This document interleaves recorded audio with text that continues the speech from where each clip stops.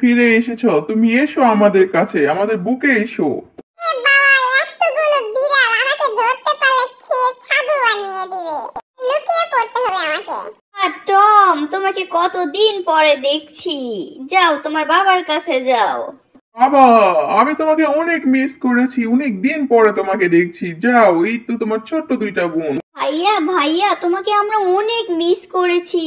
ভাই আকাশ, আরে বাবা রে বাবা, আসো তোমাকে দিয়ে একটু গিটার বাজাই। বাবা মাথায় বাড়ি মেরেছে। এই নাও, তোমরা দুজনে লাঠি নাও। লাঠি নিয়ে এবার মাছ ধরতে যাও। নাও বড় ভাই, তুমি আগে এই লাঠিটা নাও। এবার টম, তুমি আমার সঙ্গে এসো। আমি মাছ ধরতে ভালোবাসি না একদমই। আহা, কতদিন পরে এভাবে নদীতে বসে মাছ ধরবো, নদীর ঘাটে বসে কি আনন্দ লাগছে আমার।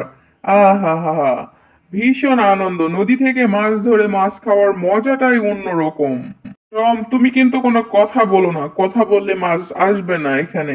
বাবা, তুমি এইদিকে একটু দেখো, তোমার সাথে কথা বলি আমি। টম, তুমি চুপ করো, কোনো কথা বলবে না। কথা বললে সব মাছ এখান থেকে চলে যাবে। চুপ করে এখানে বসে থাকো।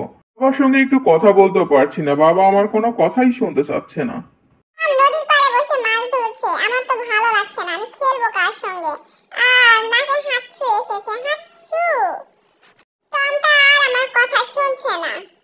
নদীতে বসে মাছ ধরার আনন্দটাই অন্যরকম, মনে মনে একটা অন্যরকম খুশি লাগছে। নাকের উপরে কিছু একটা বসলো মনে হয়। হ্যাঁ, এবার মনে হচ্ছে আমার অনেক জোরে হাঁচু আসবে, কিন্তু বাবা তো আমাকে বকবে। যাই হোক, আমাকে হাঁচু দিতে হবে। না, এটা কিছুতেই এখান থেকে পড়ছে না। ফু দিই একটু, না হচ্ছে না। এবার সত্যি সত্যি হাঁচু আসবে, জোরে একটা হাঁচু। হচ্ছে না। ওরে বাবা, হাঁচু দিলে তো বাবা আমাকে বকবে।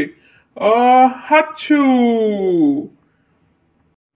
টম, তুমি এটা কি করলে? তোমাকে আমি শব্দ করতে বারণ করেছিলাম, সব মাছগুলো চলে গেল।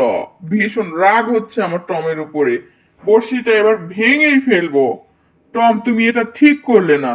কিন্তু আমি এটা ইচ্ছা করে করতে চাইনি বাবা। তো চলে এসেছে, আমি কি করব? ছোট ভাই টম, এসো, তোমাকে দিয়ে একটু গিটার বাজাই। তোমাকে দিয়ে গিটার বাজাতে আমার ভীষণ আনন্দ লাগে। ও, মাথায় বাড়ি মারলো কি? মা চলে এসেছে। এই নাও এগুলো, তোমরা দুই ভাই মিলে এবার মাঠে গিয়ে সুন্দর করে চাষ করো। এই পুরো মাঠ তোমাদের চাষ করতে হবে, নইলে তোমাদের দুজনের ভাত আজকে বন্ধ। ছোট ভাই টম, তুমি মাঠে গিয়ে চাষ করো, আমার চাষ করতে একদমই ভালো লাগে না। আরে বড় ভাই, তুমি এটা কি করছো? আমরা দুজনে মিলে চাষ করব, মা বলেছে। না, তুমিই চাষ করো, আমি এখানে আরামে শুয়ে থাকি। আমার চাষ করতে একদমই ভালো লাগে না, আমি অনেক অলস একটা বিড়াল। যাই হোক, মা যেহেতু বলেছে আমাকে চাষ করতে, আমাকে চাষ করতেই হবে। টম, তুমি কিছুতেই চাষ করতে পারবে না। এখানে তোমাকে চাষ করতে হবে। দেখো কত আগাছা, এগুলো সব পরিষ্কার করতে হবে। তুমি পারবে না। আমি কিছুতেই জেরির কাছে হেরে যেতে পারি না, আমাকে চাষ করতে হবে এক্ষুনি। আমি চোখের পলকে সমস্ত ক্ষেত চাষ করে ছাড়বো। এই তো হয়ে যাচ্ছে। আহা হা, কি আনন্দ! আমি পারছি। আহারে বোকা টম, তুমি ভীষণ কষ্ট করছো। কিন্তু তুমি এত কষ্ট করছো কেন? তুমি এত কষ্ট করতে পারবে না। আমি পারবো। এই তো ক্ষেত চকচক করছে, আমি সব কাজ করে ফেলেছি। দেখো জেরি, আমি সব কাজ করে ফেলেছি। এই যে টম, তুমি এদিকে দেখো। লাঠিতে একটু বাড়ি মারি। টম তাহলে এদিকে তাকাবে। টম, এই যে দেখো তোমার পিছনে। এদিকে দেখো। কি হয়েছে জেরি, বলো আমাকে। ওরে বাবা, এত বড় ক্ষেত সব পরিষ্কার করতে হবে? এবার তো মাথাটা ঘুরছে। ও হো, আমি কি করে এটা করব? কিন্তু আমি জেরির কাছে কিছুতেই হেরে যেতে চাই না। আমি অবশ্যই পারবো জেরি, দেখো আমি এক নিমিষে পুরো ক্ষেত পরিষ্কার করব। বোকা টমটা জেতার জন্য কত কষ্টই না করছে। আহারে টম, শহরে কত ভালো ছিলে, কত আনন্দে ছিলে তুমি। শুধু শুধু গ্রামে এসেছো কষ্ট করার জন্য। আমি এক নিমিষে পুরো ক্ষেত পরিষ্কার করে দিব। এই তো হয়ে গিয়েছে। কিন্তু আমি ভীষণ ক্লান্ত হয়ে পড়েছি। পুরো ক্ষেত পরিষ্কার হয়েছে, আমার শরীরের সমস্ত এনার্জি শেষ হয়ে গিয়েছে। কিন্তু জেরিকে কিছুতেই বুঝতে দেওয়া যাবে না যে আমি ক্লান্ত হয়ে পড়েছি। নিজের চেহারাটা একটু ঠিক করি। হ্যাঁ, এই তো সোজা হয়েছি। জেরি দেখো, আমার একটু কষ্ট হয়নি, আমি সব কাজ করেছি। হবে না, টমটাকে অন্যভাবে বাড়িতে নিয়ে যেতে হবে। টমটা বুঝতে পারছে না এখানে ওর অন্ধকার জীবন।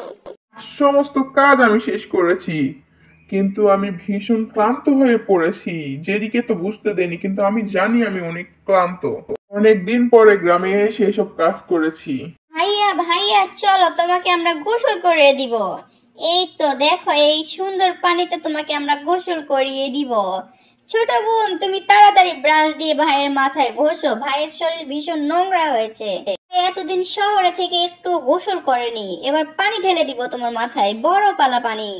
ওরে বাবা, শীতে কাঁপছি আমি, ভীষণ শীত করছে আমার। দাঁড়াও, তুমি কোনো চিন্তা করো না, এক্ষুনি আমি আগুন জ্বালানোর ব্যবস্থা করছি। এই তো আগুন জ্বালিয়ে দিয়েছি, আর তোমার শীত করবে না। ওরে বাবা রে বাবা, ও সৃষ্টিকর্তা, গরমে আমি পুড়ে গেলাম। আমাকে কেউ বাঁচাও, কে কোথায় আছো? আমার দুই বোন কি করতে চাইছে আমার সঙ্গে? এই যে ভাইয়া, তোমার জন্য চেয়ার নিয়ে এসেছি, তুমি এবার এই চেয়ারে বসো। তারপরে তোমার জন্য আমরা খাবার নিয়ে আসবো, তোমাকে অনেক মজার মজার খাবার দিব, কিন্তু তার আগে তোমাকে আমি সুন্দর বানিয়ে দিব। এই তো ছোট বোন, পারফিউমটা দাও, ভাইয়ার শরীর থেকে দুর্গন্ধ বেরোচ্ছে। এই তো কাঁচিটা দাও এবার, ভাইয়ার শরীরের সমস্ত এক্সট্রা পশমগুলো কাটিয়ে দিতে হবে। তারপরে ভাইয়াকে অনেক সুন্দর বানাতে হবে।